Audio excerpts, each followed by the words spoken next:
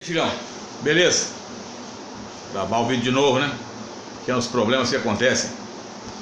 A pergunta que você faz muitas vezes, e muita gente faz pra gente, é: quem é que financia a ONU? Uma organização que surgiu, fez 75 anos agora, no ano 2020. Provavelmente seja pedido nos vestibulares. Eu sempre acho engraçado que os vestibulares muitas vezes falam do aluno contemporâneo, mas às vezes não pedem uma questão sequer de algo que realmente está influenciando o mundo, principalmente a ONU hoje, que passa por várias situações ali de mudanças e de, entre aspas, guerras internas, principalmente uma disputa de poder entre Estados Unidos e China.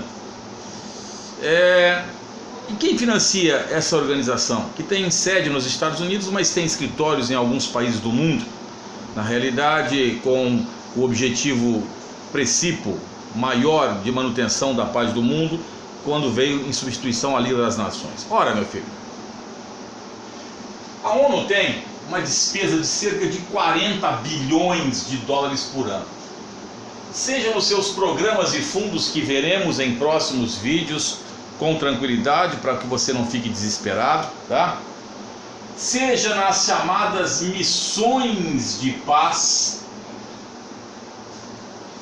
A ONU tem um gasto elevadíssimo nessas missões de paz, seja no Sudão do Sul, seja no Chipre, seja ainda no Líbano, a Unifil, como nós temos vídeos que colocamos aí outrora, seja no Iêmen, e por aí vai, várias missões de paz, no Haiti, por aí vai.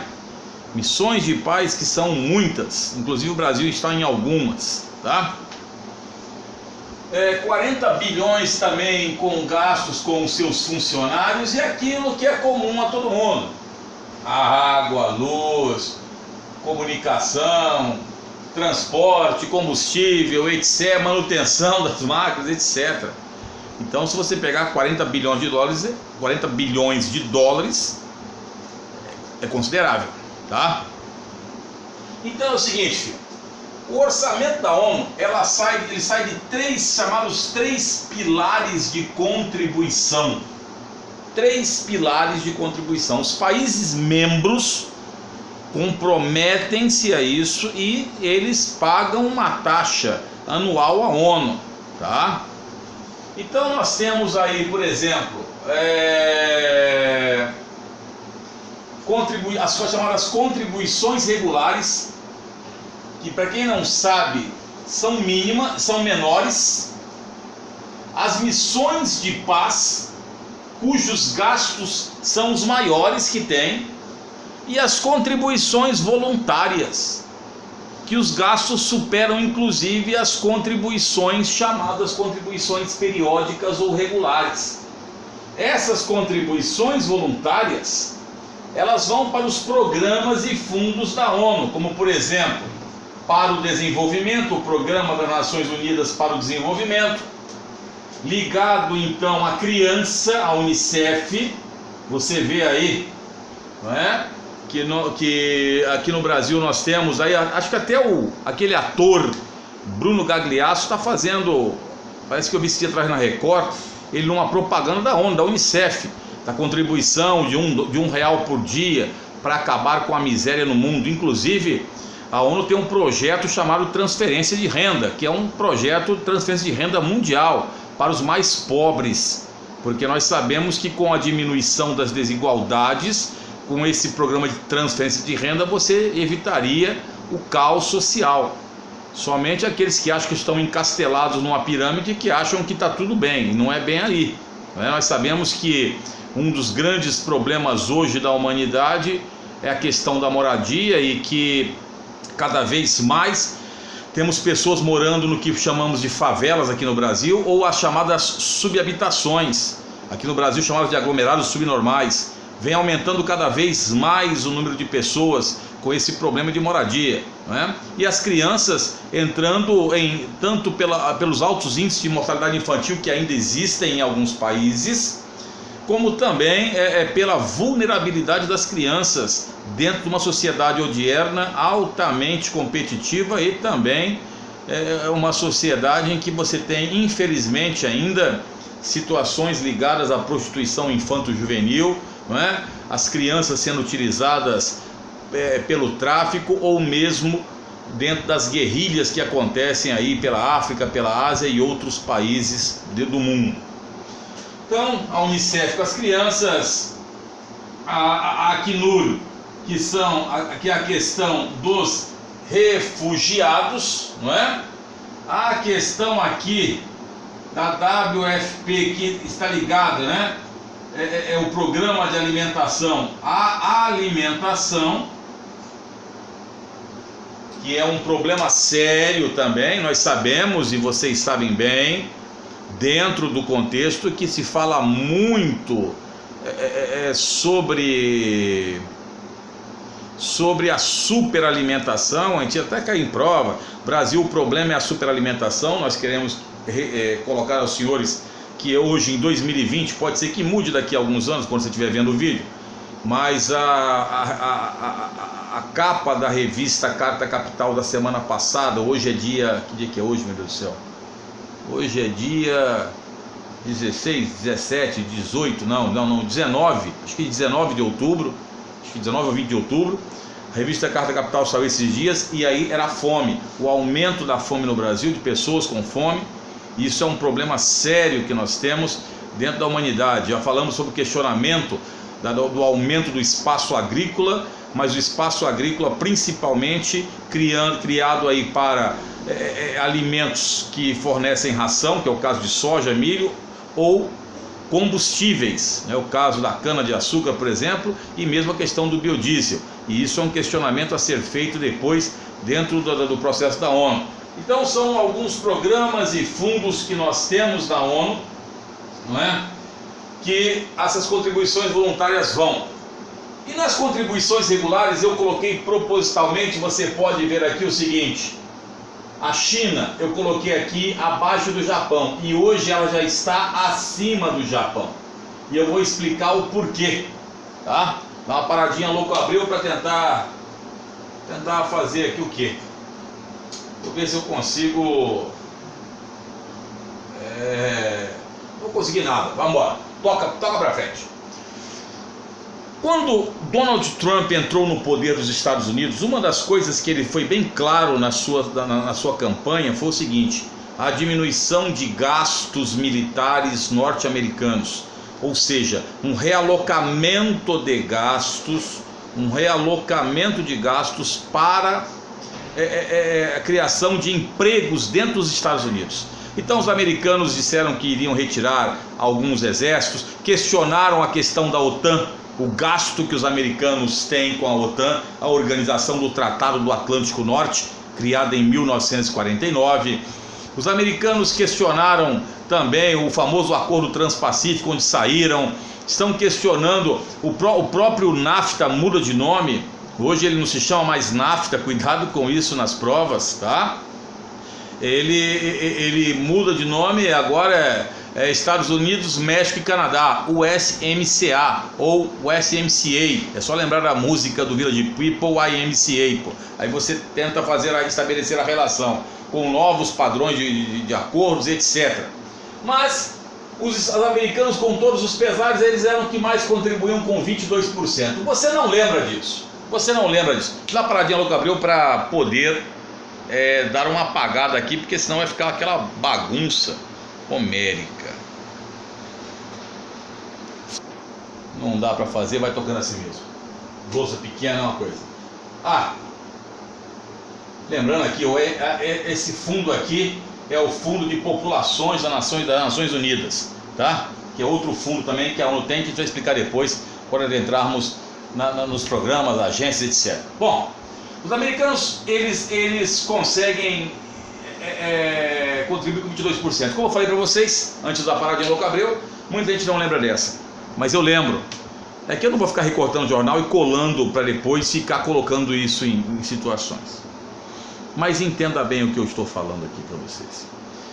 Quando em 2003 nós tivemos a invasão do Iraque pelos Estados Unidos, vocês devem lembrar que em 2001 aconteceu o ataque às Torres Gêmeas, e aí o que acontece? Os americanos conseguiram, coisa que é dificílima, todo o Conselho Permanente de Segurança. Os 5 países que têm direitos a voto e veto na ONU, Estados Unidos, China, Rússia, França e Reino Unido, foram favoráveis aos americanos invadirem o Afeganistão, né? Onde tinha a sede da Al-Qaeda, também o Talibã e da Al-Qaeda. Porque todo mundo sabe, é só pegar um pouco ali para dar uma olhada. Você dá uma olhada no Reino Unido, na França tem as minorias muçulmanas, na China tem a minoria dos uigures, lá na província de Xinjiang, e na Rússia no Cáucaso. É só dar uma olhada e nós temos vídeos mostrando isso. Então é o seguinte, filhão, o que acontece com tudo isso, né? Os americanos entraram no Afeganistão e depois aproveitaram a deixa, né, o Bush filho, e mandou os 2 pés do Iraque. E depois, em 2003, Saddam Hussein, né, matou os filhos Uday e Qusay Hussein. Depois Saddam Hussein, prendeu Saddam Hussein. Saddam Hussein foi depois, se não me falha a memória, enforcado em 2006. E a ONU foi contrária à invasão ao Iraque. Os americanos, tem um filme do Matt Damon chamado Green Zone, a Zona Verde, que mostra algumas articulações que foram feitas. O Iraque hoje é dividido em curdos ao norte, xiitas ao sul, e os sunitas ficaram estrangulados entre esses dois. Mas e deu origem ao ISIS, né? O exército islâmico. Um dia a gente vai falar sobre o exército islâmico aqui.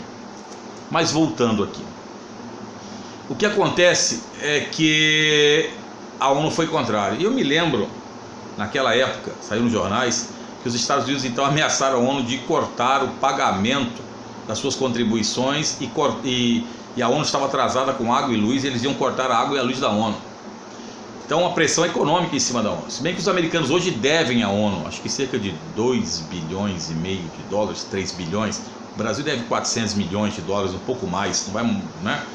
Então, com Trump começou a ocorrer a diminuição de dinheiro para a ONU. O Trump deixou bem claro isso. O Trump, ele é um indivíduo, ele e o Putin, que são antiglobalistas, né? Inclusive o Brasil contribui mais na ONU do que a Rússia, hein? Que é do Conselho Permanente de Segurança da ONU. O Brasil é o 8º contribuidor da ONU hoje, 2020. Então o que acontece? Você tem essa situação, os americanos começam a diminuir, né, cada vez mais, e aí um país começou a crescer. Por quê? Porque até 2017 o segundo contribuinte era o Japão. Mas a China, por que a briga dos americanos com a OMS, a briga dos americanos com a ONU, as falas duras de Trump com a ONU, que diz que, entre aspas, a ONU passa a cabeça na mão da China? A China, 12% a contribuição dela, hoje é o segundo país do mundo a contribuir, dizendo isso tem a ver com o governo globalista de Xi Jinping, o aumento das contribuições chinesas. Aí os americanos acusaram a OMS de estar mancomunados com a ONU, com aquela questão do Covid-19. É só acompanhar os jornais que você vai ver o Trump sempre com o dedo em riste em relação à ONU e à China. O Japão caiu um pouco. A China conclama a União Europeia também a ocupar o espaço, né? A ocupar o espaço dos Estados Unidos. A União Europeia contribui com 31%, mas você sabe que a União Europeia são 27 países, eram 28, mas aconteceu o Brexit, e a Alemanha, por sua vez, contribui com 6,4%. É um país alta contribuição aqui. Então, a tendência que nós estamos vendo na ONU é aumento cada vez maior das contribuições chinesas. E a China, tendo à frente de alguns programas e algumas agências da ONU, ela está nomeando os chineses. Então, alguns dizem que está acontecendo, poderíamos dizer, uma cinicização da ONU. A ONU está se tornando cínica no sentido de se tornar chinesa. E isso, dentro de uma questão de igualdade geopolítica, começa a abalar. Além do mais, as missões de paz, os americanos contribuem quase com 1/3 ainda.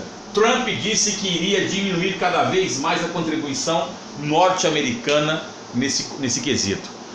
Então a China, ela vai ocupando os espaços deixados pelos Estados Unidos. E ela conclama quem? A União Europeia. Já falei para vocês num vídeo. Putin e Donald Trump são antiglobalistas. Xi Jinping e os líderes da União Europeia são globalistas.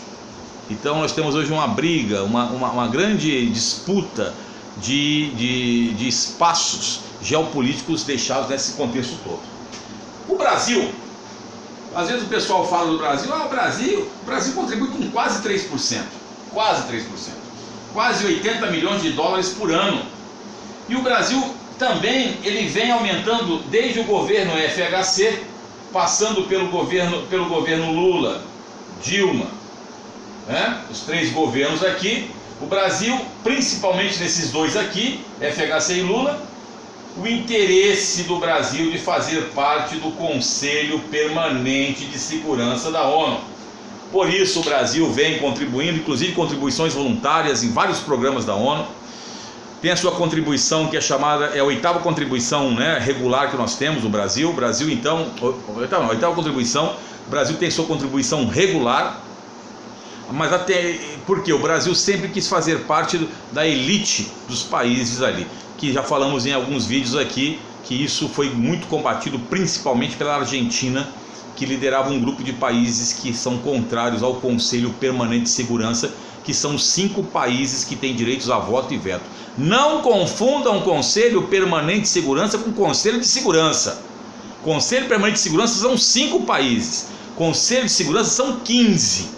São 5 do CPSEG, mais 10 países que são rotatórios a cada 2 anos. E o Brasil é um dos países que mais se assentam, tem assento no Conselho de Segurança da ONU. Então a contribuição da ONU vem aí. Estamos vendo uma guerra geopolítica entre Estados Unidos e China pelos espaços mundiais. E fica isso aí para você dar uma bisoiada, se quiser, também se não quiser, filho. O que eu posso fazer é apenas chorar lágrimas de crocodilo. Tamo junto, fião. Já Elvis e passa a bola e já era de novo. Paradinha, Louco Abreu.